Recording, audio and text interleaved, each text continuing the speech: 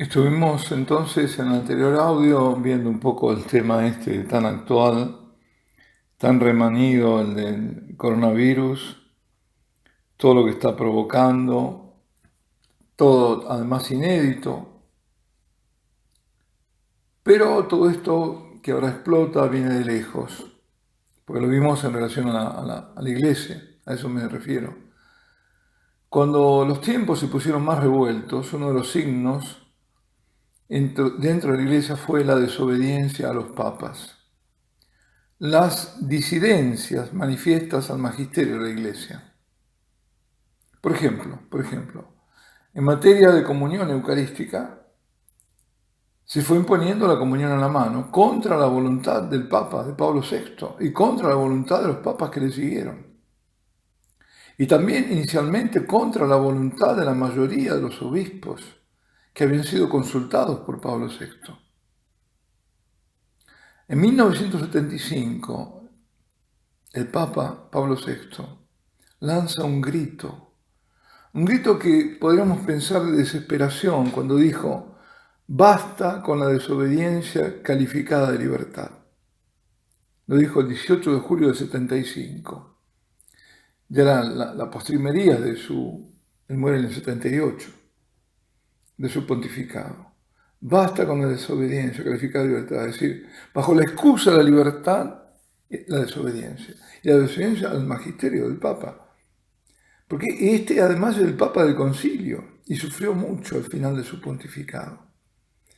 En la última mitad, viendo impotente los miles y miles de sacerdotes que pedían la secularización, la contestación que se hacía a las verdades de la doctrina, la resistencia, una resistencia que hasta ahora está, a la encíclica suya, Humane Vitae, fue muy pero muy resistido.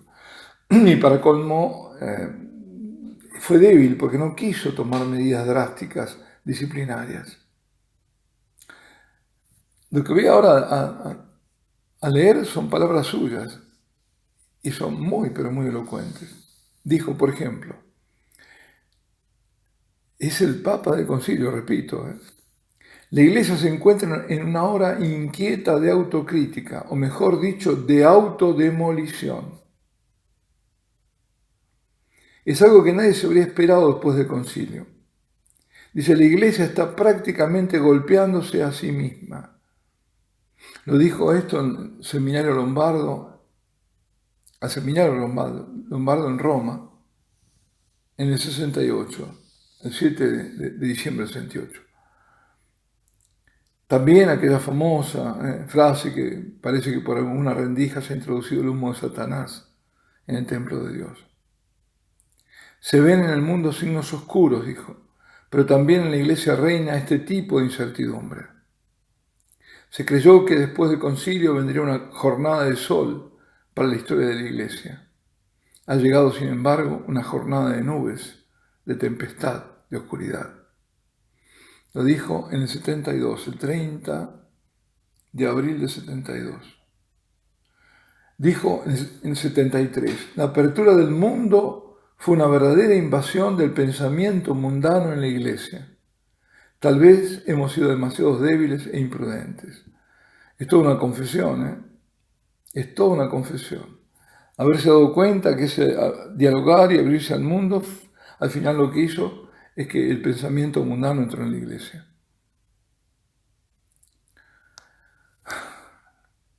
Bueno, y también está todo el tema del tratamiento litúrgico a partir de los 70, fines de los 60, que han llevado a esa muy seria, muy grave desacralización de la Eucaristía. Y también se vio la oposición de conferencias episcopales enteras a la Humane Vitae de Pablo VI. La fuerza creciente de grupos de presión modernistas, sobre todo en el norte de Europa, acaudillados por figuras como Hans Küng, una fuerza antagónica que debió padecer Benedicto XVI. ¿Cómo esa sorda resistencia al motu proprio Summorum Pontificum, que motivó una carta llena de dolor, de pesadumbre del Papa, a todo el episcopado mundial. Bueno, cuando fue lo de Ratisbona, Regensburg, no me refiero ahora cuando quiso quedarse y fue obligado a volver, porque eso fue obvio. Fue obvio porque no pudo estar hasta la muerte de su hermano, que a eso había ido. Pero también Regensburg tiene un sabor amargo para el Papa Benedicto porque fue aquella famosa conferencia donde se le echaron todos encima y donde tenía razón, porque estaba mostrando la verdadera cara del Islam. Y los problemas, es decir, tuvo la valentía de decirlo, pero todos se le echaron encima. Y la oposición a la reforma de la reforma litúrgica que quiso poner en acto para volver las cosas a su lugar. Justamente cuando era cardenal Ratzinger en el año 84, hay un libro que yo lo recomiendo, es Informe sobre la Fe. Está escrito, son diálogos, ¿no? Entrevista que le hace Vittorio Messori. Y dice que el principal problema de la Iglesia es la fe. Eso es una cosa gorda y grave. Que el principal problema de la Iglesia sea la fe. Es grave. Y hace un agudo análisis de lo que venía ocurriendo desde los 60 y por supuesto que lo hace con gran conocimiento de causa porque él es nada menos que está a cargo de lo que era antes el Santo Oficio, es decir, de la Congregación para la Doctrina de la Fe. Eran todas las cosas de su competencia. Por eso denuncia las herejías que se han venido agolpando, enumera entre los errores más graves y más frecuentes los temas referidos al pecado original y sus consecuencias, la visión arriana de Cristo, es decir, Cristo no es verdadero Dios, el eclipse de la teología de la Virgen, todo, es decir, cada vez como devaluar también a la Virgen, claro, la Virgen, quitarle las prerrogativas, hacerlas como una mujer común, una más, como hacen los protestantes. Ella es madre y punto, y nada más, dio a luz a Jesús y ahí está. Y toda la bondad que puede tener una buena madre. Pero nada de corredentora, nada de nada, ni siquiera siempre virgen. La negación de la existencia del demonio, la devaluación de la redención. Pero ahora eso era en lo antiguo, ahora hay mucho más.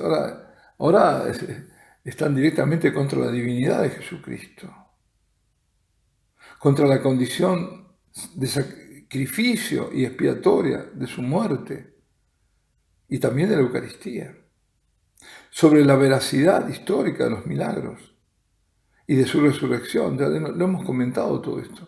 Sobre el purgatorio, como que no existe, los ángeles tampoco, el infierno tampoco.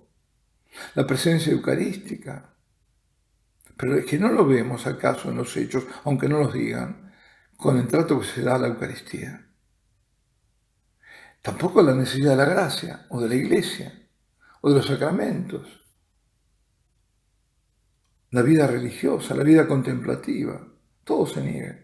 El magisterio es la demolición de la fe y de la iglesia.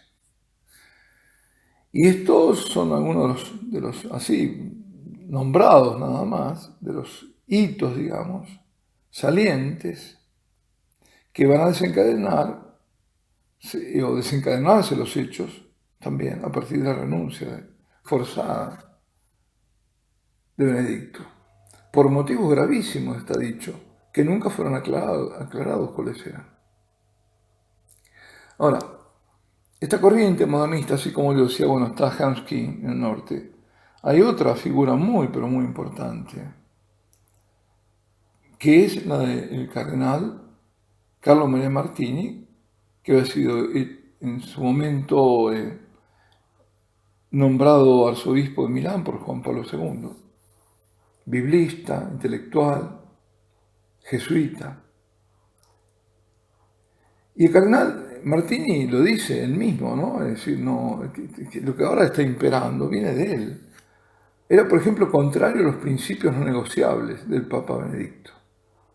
No hemos escuchado hace no mucho que es una tontería hablar de valores no negociables. Ahí está, es eso lo de Martini. Es decir, principios no negociables sobre qué, sobre la vida, desde la concepción hasta su fin natural.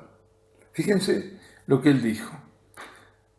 Canal Martini dijo, contra una ética no negociable de la vida, de la concepción hasta la muerte natural, está el relativismo cristiano de la libertad que decide. Es decir, es la libertad la que va a decidir, bueno, que si hay que vivir o no hay que vivir.